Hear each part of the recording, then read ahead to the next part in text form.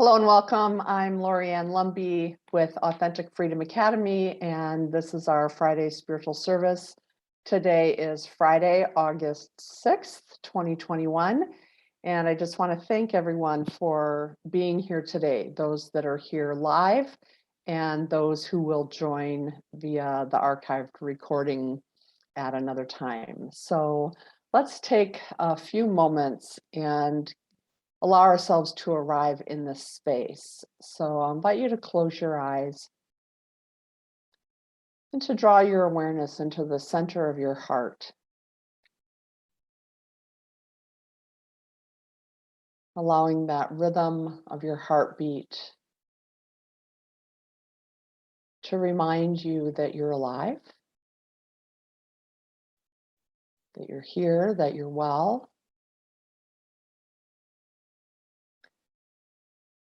And with your attention centered in that heart space, allowing that rhythm to ease you into a gentle, quiet, still space. And we'll take a few moments in silence as we allow ourselves to arrive in that space.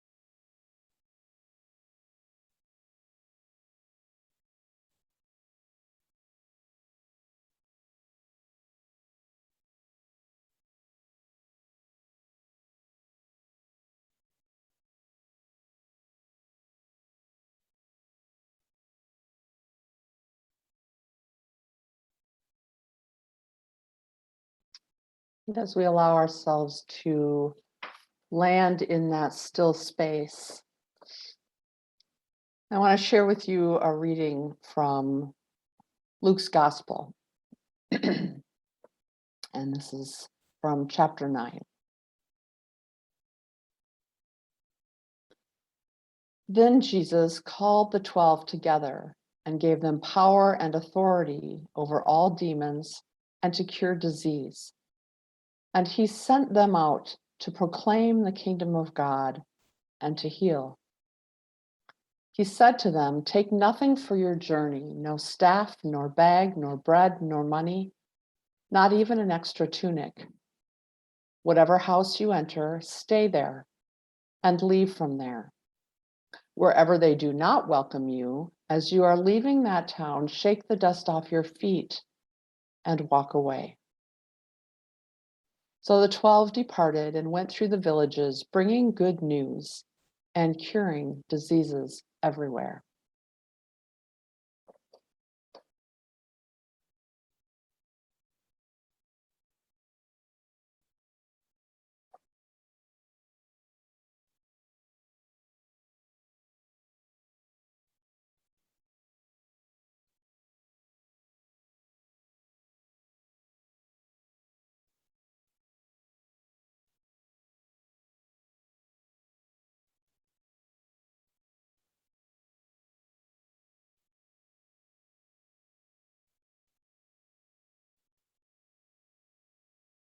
I chose that reading for today because it feels like this is where we have come to. We are at a place where we have been successful in diving deep into our own journey, doing our own inner work, holding ourselves accountable to our compulsive behaviors, our woundedness, and doing the necessary work of healing and transforming those wounds so that we can be more free to be love and peace in the world. The work that we have done for ourselves and of ourselves has been excruciating. At the same time, there has been great liberation and relief. For each time we conquer one of our own inner demons, transform our own fears, release societal conditioning, transform and move beyond our traumas. Each time we do that, we are embodying more and more of our most authentic self, allowing the divine that is within us to move more freely. In this work, we have come to a place where we are able to more fully be love and peace and wisdom and discernment in our world.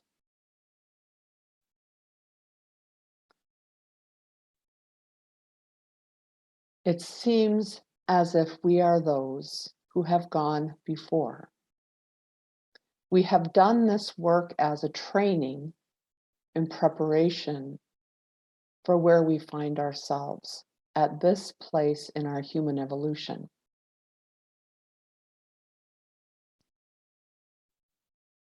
And it seems as if we have arrived at a time where our presence, our gifts, our prayer, our listening ear, our understanding heart, our empathy and compassion is being called upon. We are being sent forth, if you will, into the world to share what we have learned, to demonstrate our becoming, to hold that space of love for those who are not able to hold it themselves.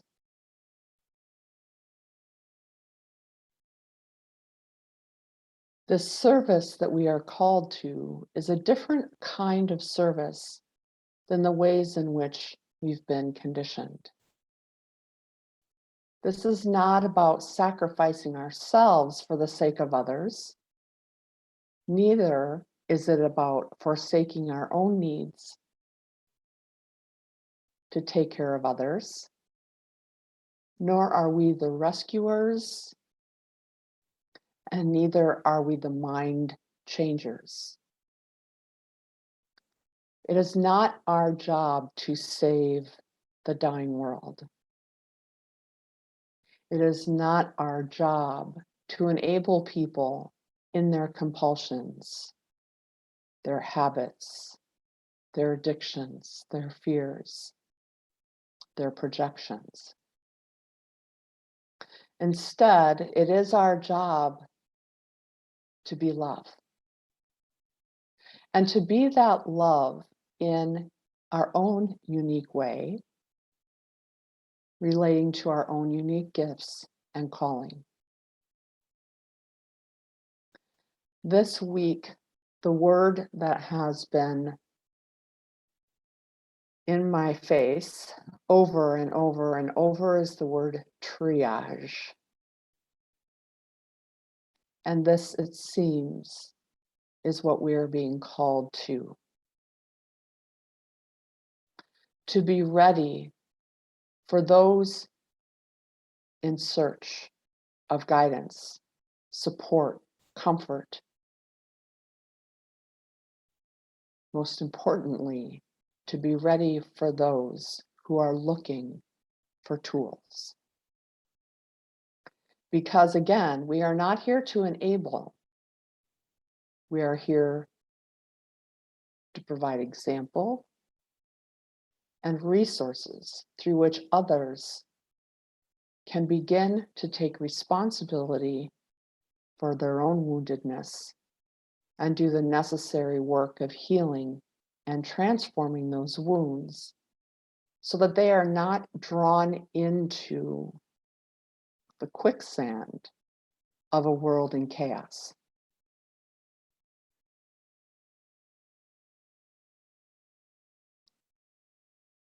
It seems that we have arrived at a tipping point, and we don't have to look far to see symptoms of that tipping. Human beings acting in irrational and confusing and sometimes cruel ways. People acting as if they are in a constant state of panic. Observing people's unmanaged anxiety coming out sideways. Anxiety that is surfacing in the face of that over which they have no control. We are not in control of death. And the world that we have known, as we have known it, is dying. We cannot, nor should we try, to stop that dying, and we definitely can't control how, when, where, or in what form that dying takes place. What we can do is learn to be comfortable with discomfort, knowing that as chaos unfolds, as parts of the world are burning, as conflicts are increasing,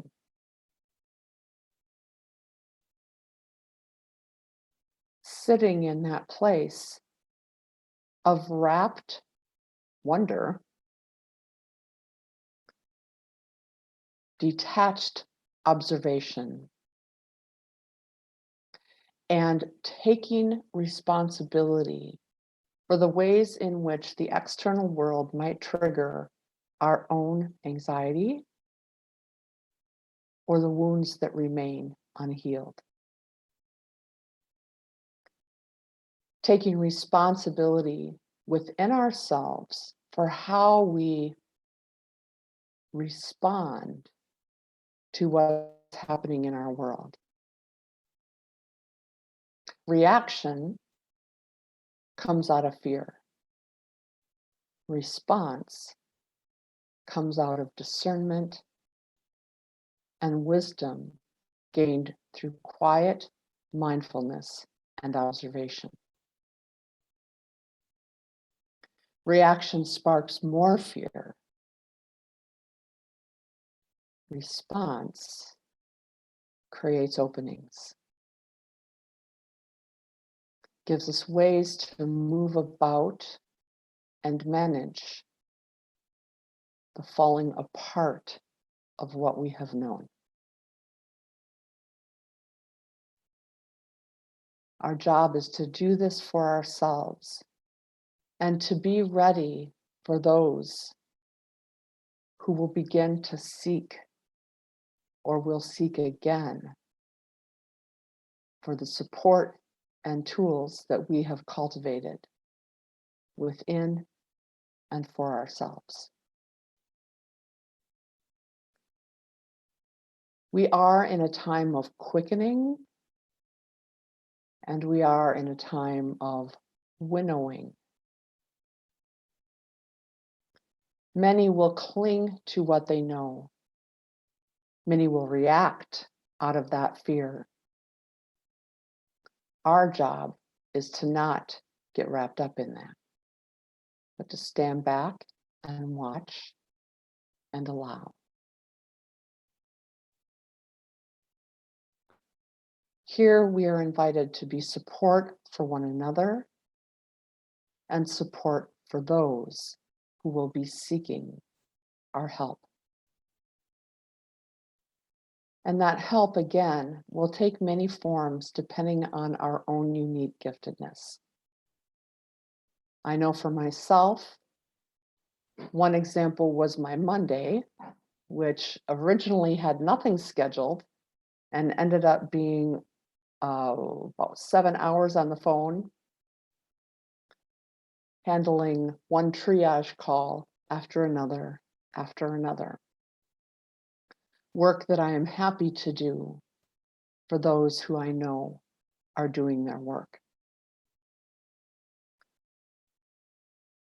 Another example for me is listening to those moments when I am called out of whatever I'm doing in the moment with the loud command of the universe that says, sit down, pray, send healing.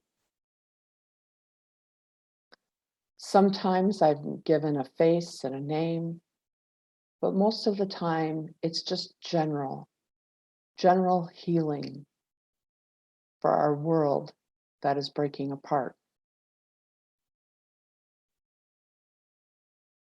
Some are called to walk and talk, to be a companion for those who are unpacking what they're experiencing, their fears, their concerns, or maybe some of their own insights. Along with seeking triage support, there will also be those, and are those, who are awakening to their gifts. Women and men who are beginning to pay attention to their own intuitive insights and who are feeling comfortable enough, though probably a bit hesitant, to share those experiences with another. And in that sharing, finding support and affirmation and validation. This too may be how we are called.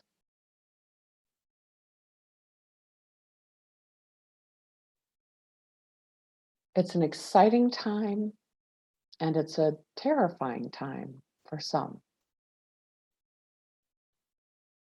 I, for one, am grateful for those in this circle who have been doing this deep inner work, who have been gathering as source of support for one another, and who are there at the ready to provide support for those increasing numbers of people that will be looking for comfort, support, guidance, and tools through which they too can find their way through the dying world into the new that has not yet come into form.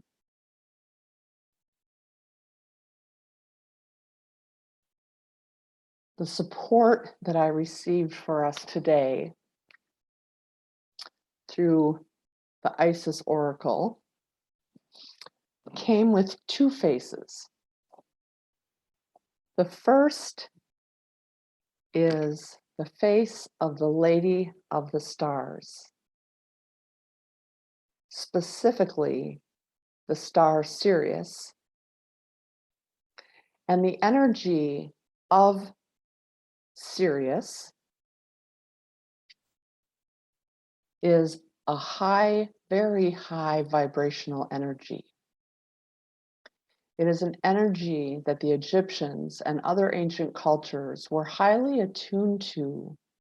And when you research the placement of the pyramids and other ancient sites, there is always an alignment with Sirius. Sirius represents for many a place of origin,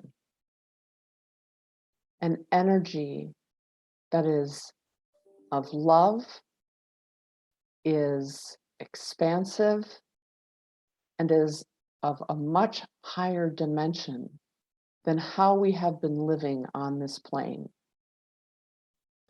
The incoming energies of Sirius that are continually glowing in our direction are the energies of transformation and evolution, inviting humanity to move beyond the three-dimensional world in which we've been living, a world that is defined by duality and separation, inviting us to move beyond that energy of separation towards one of union and love and compassion.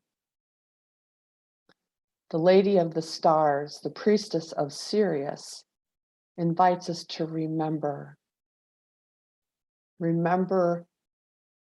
these higher energies as our most authentic selves, to create the space in which we can embody and live from those energies, and to be vessels through which those energies can be transmitted and grounded into our world, transforming not only the world itself, but every being that lives upon it. The support that accompanies the priestess of Sirius is the divine guardian. She provides for us the protection of the winged mother. And these are her words of encouragement and support for us today. You are venturing through a time of significant spiritual growth and healing. There are many changes occurring internally, which will be reflected in your external world also soon. You are protected during these times by the love and strength of the winged mother, Lady Isis. You can relax and allow your transformation to happen. Let your divine guardian protect you now as you learn to let go and trust in your own unfoldment and the unfoldment of the world, all for the greatest good. That is our message for today.